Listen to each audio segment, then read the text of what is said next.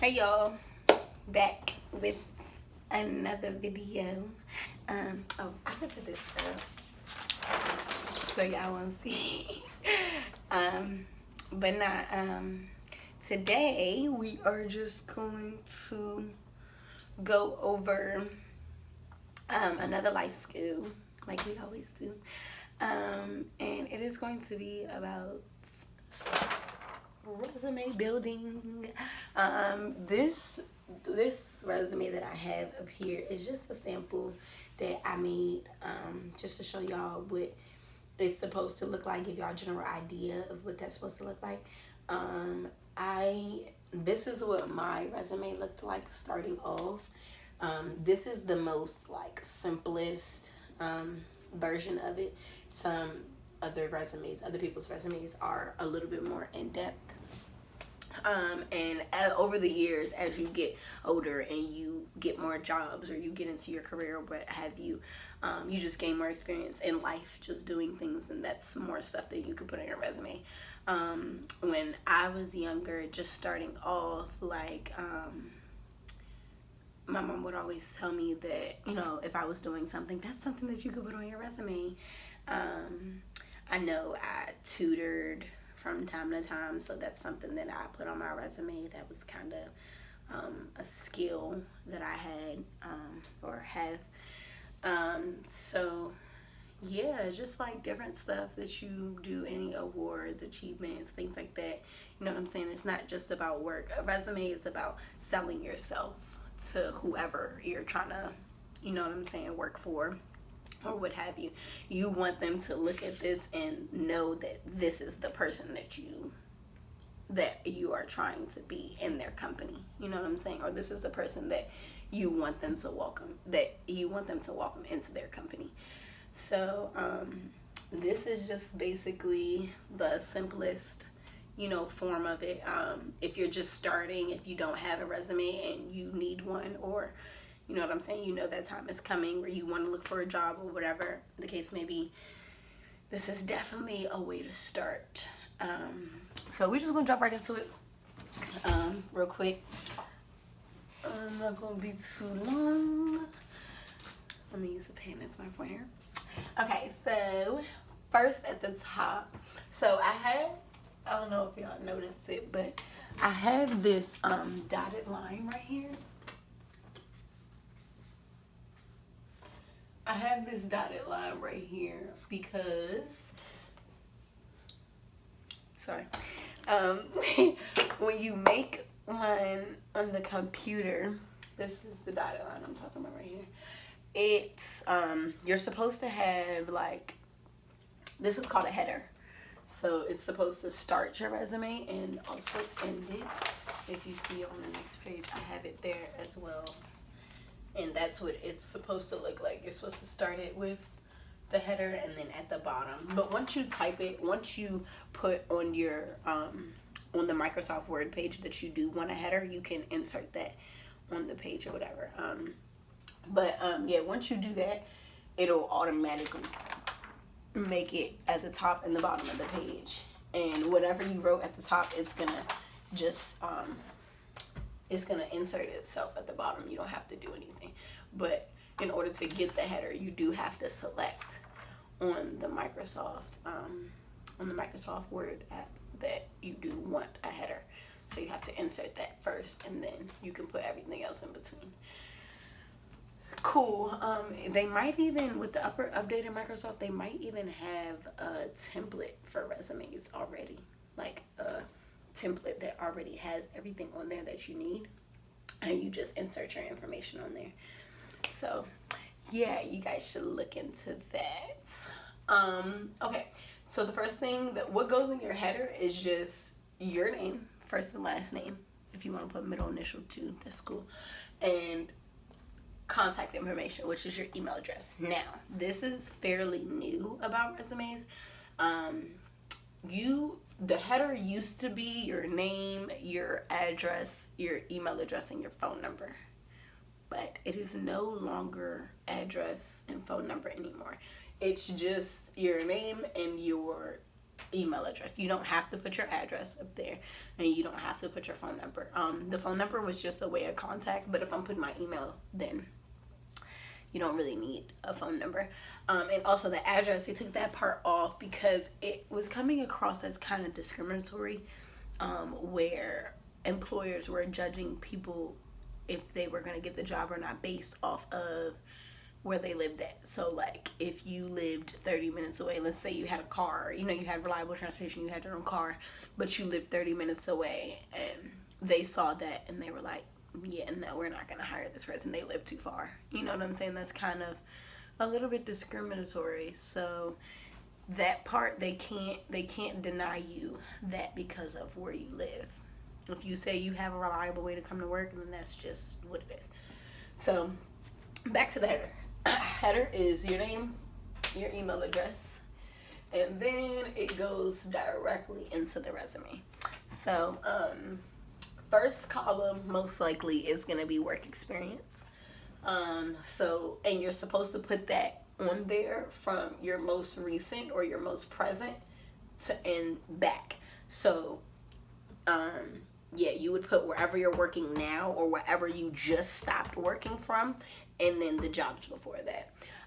They say normally it's just supposed to be the last 3 jobs, because like I said, your resume is going to update quite often, especially if you change work often or whatever the case may be.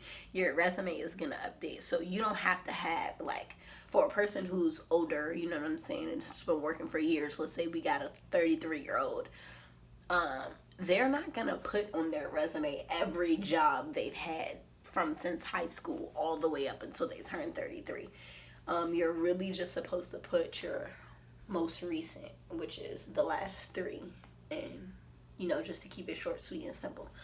I didn't do it on this one, but well, I didn't really have a lot of space, but I'm just gonna tell you guys. So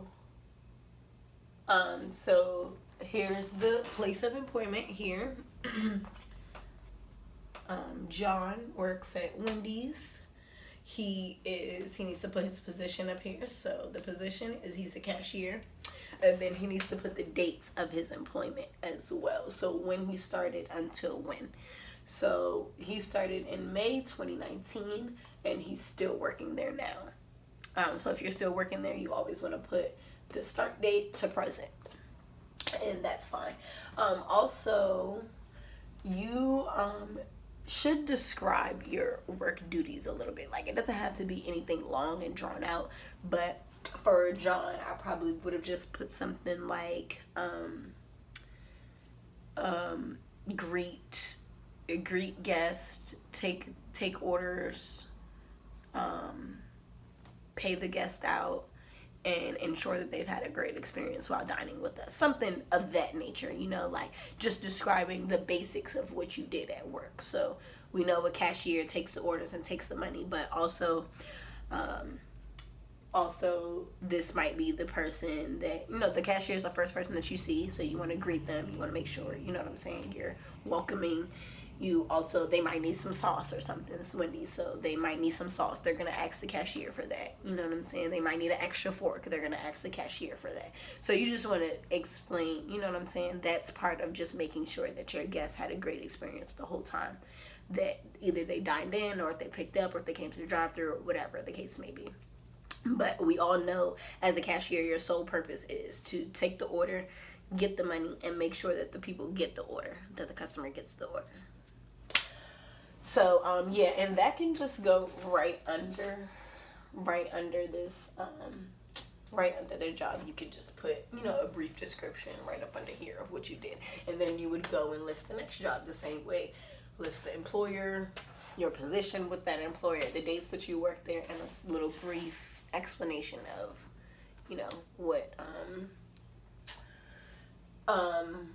what you did for that position. Next section is education. Education must go on your resume, just so that people know that you do have a level of education, you do have some type of degree of education. I don't care if that's just your high school diploma. I don't care if that's your GED. I don't care if you only attended college for a year. I don't care if it's a certification program. You have to put your education up here. So for us, I just put high school and after. Some of us are still in high school. Some of us are way past high school. And if you're way past high school and you feel like it's really irrelevant to have, and you have other education past high school that, you know, you can put on your resume, then I say you can just go ahead and take the high school off. I don't have my high school still. No, I do have my high school. I'm sorry, still on my resume, but I think I've had, you know, some education after high school. So I think the next time I edit my resume, I'm going to go ahead and take my high school off. But if you are just graduating high school or just graduated a year ago or something, or if you're still in high school, then definitely put that up there. So the example is John went to Robert E. Smith High School. I just made up some stuff, y'all. This is not real at all. I mean, the format of it is real, but the information and the person is not a real person. It's just a whole bunch of made up stuff. Okay, so yeah, this is a high school he went to. So you want to name the high school, and then you want to put the dates. So he started in August 2012, and he graduated June 2016. Then he went to college. He actually went to PG Community College. And he took a construction program, and then you want to put the dates. For high school, if, you know, in John's case, he's graduated, so I would probably just put for what the degree was, because essentially they want you to name the school, what type of certification or degree that you got, and then the dates. Right here for the high school, I would just put diploma or something, like high school diploma or diploma. Sorry, I forgot to add that in. But yeah, that's what would go right there after high school diploma or high school diploma or something, and then the dates. And then for the college, you just put, he got a construction certificate, so you just put construction there and then put the dates. So yeah, it would be the same if you got a nursing degree. If you went to UDC and you got a RN degree, you would just put nursing or whatever. You know what I'm saying? Whatever program you completed, whatever degree that you did get, you want to make sure you add that in to let them know what credentials and certifications and degrees that you have. And yeah, and then put the dates. Okay, so now we're moving on to achievements or awards and or awards.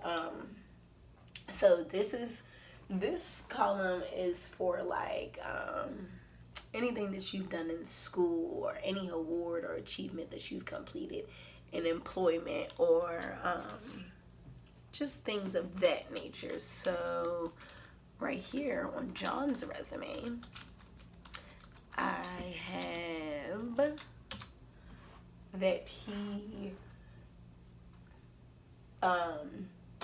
at one of his jobs one time, he suggestively sold things. He was one of the top sellers, meaning he always upsold things, upsold things. So if somebody was, let's use Wendy's for an example. Somebody wanted a 6-piece nugget, but for $3 more, they could get or $2 more, they could get a 10-piece. So in John's case, John was really good at, you know, letting people know that, hey, for $3 more, you could get this size instead of this size. He was really good at that. So at Wendy's, he got awarded for suggestively selling. He was one of the top sellers. When he was in high school, he was on honor roll. That's an award. That's an achievement. So yeah, like that's the type of awards and stuff that go in this column, or achievement that would go in that column. I think that's it for that. And you don't have to put any dates or anything on this. You just want to list the stuff that, you know what I'm saying, you did. And we can go to the next page. Well, before we go to the next, well, I'll do that at that time.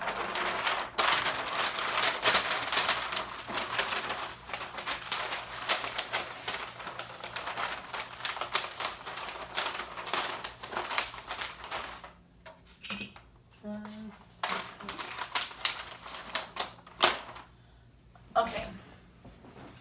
All right. So, this is getting to the end of the resume, and it's not too much ending it. So, the next part after our achievements and awards is skills. So, skills is just what it sounds like. Things you're good at. So, on John's resume, he is CPR certified. He's a fast-paced learner, so he learns how to do things quickly, and he's able to carry out that task. Once you show him, you teach him one time, he got it, and he's able to he's able to carry that out. So essentially, the skills is just adjectives about yourself. So John says he's innovative. He says he's a critical thinker. He has great customer service skills. He learns fast.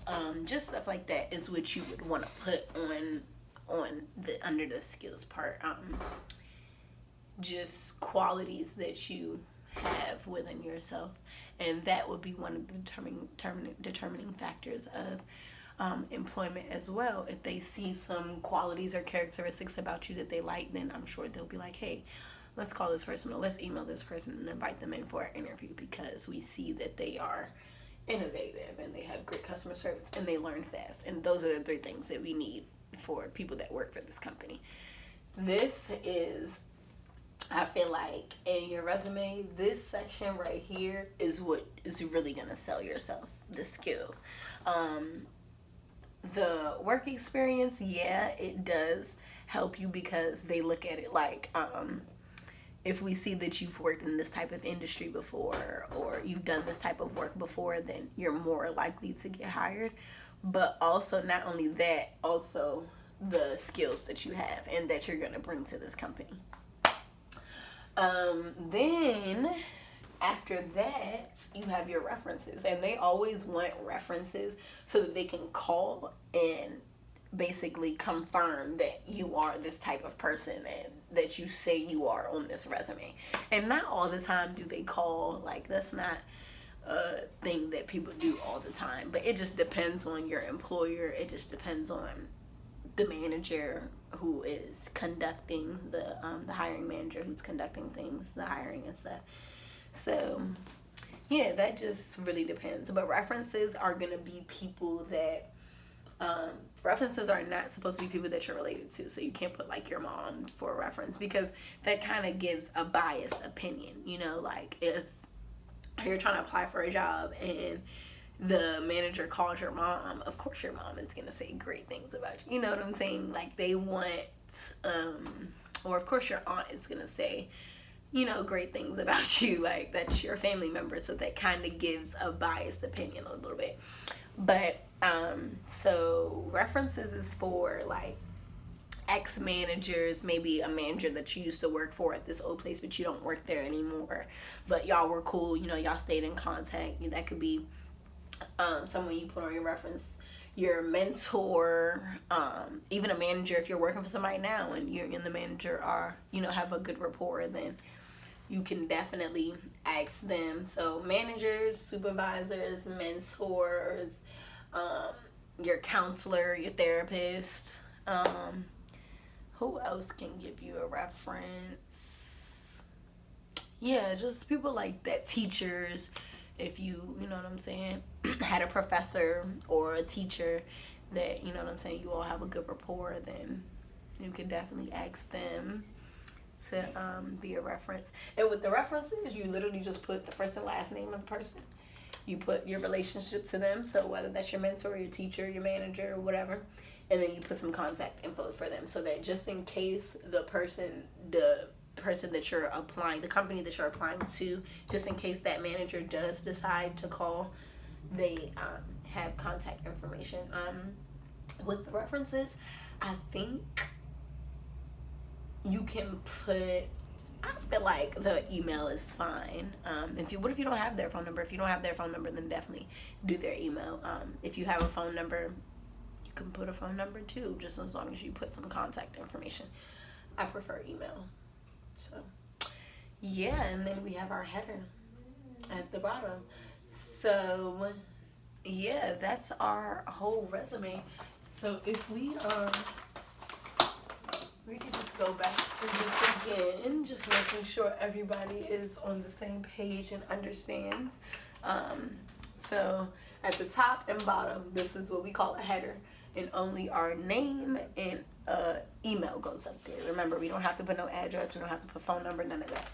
Top and bottom. And remember, once you select on the computer that you want a header, it's going to automatically, once you start typing here, it's going to automatically put it at the bottom of the page too. You don't have to type it up here and type it down there. So your header has your name, your email address, work experience. Make sure you put from your most present to before that, the most recent ones before your present one.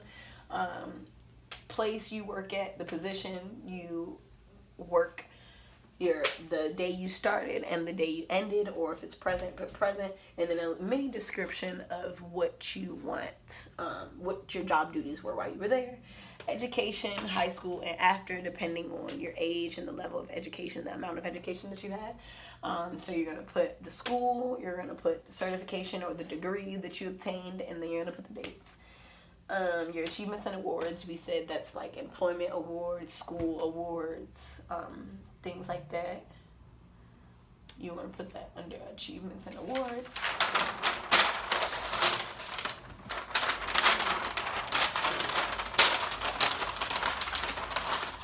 Skills, so we said, is things that you're good at. So, you know what I'm saying? Being CPR certified, innovative, critical thinking, all those things are skills that you know what I'm saying, want to let them know that you have, so that they know what they're working with, and they can decide if they want to hire you or not. References, again, are just people that can speak on you. So when the job calls and says, hey, I have John here, and he's applying for a position as a teacher's assistant. How was he when he worked for you? Or how was he as your client? Or, you know what I'm saying? That's how the conversation is going to kind of go. And the other person is just going to let them know, you know, what type of person you are and how you were when you interacted with them. And that kind of gives them a word to lean on. Like, all right, well, this person seems like a good person, or this person seems like a good fit. We'll say not a good person, but a good fit for this position. So we're going to go ahead and invite them in for an interview. And yeah, then the header. So references, you know, you put the name, relationship that you have with this person, whether it be your mentor, your manager, your psychologist, your therapist, whatever the case may be, and some contact information with them, for them, whether that's their email or their phone number. And I think that wraps up our lesson for today. I hope that was very helpful. Again, like I said in the beginning of the video, your resume is going to expand over the years. The more jobs you have, the more you expand your career, your resume is going to expand. But we just want the people that we are trying to get a position for, we want them to understand the most important stuff about us, the highlights of why we should be a good fit for this company or for this position at this job. So, like I said before, your resume is selling yourself to this person. It's just like in an interview. When you're in an interview, you have to sell yourself to this person. You have to make this person believe that you are the fit for this position, because there's 1,000 other candidates. You know what I'm saying? So you have to make them believe why you specifically are the right fit for this position. So I hope that helped. I hope we're all encouraged to edit our resume, start our resume, and sell ourselves to these employers so that they can hire us and we can make some money. All right, guys. Thanks. I'm going to see y'all next time.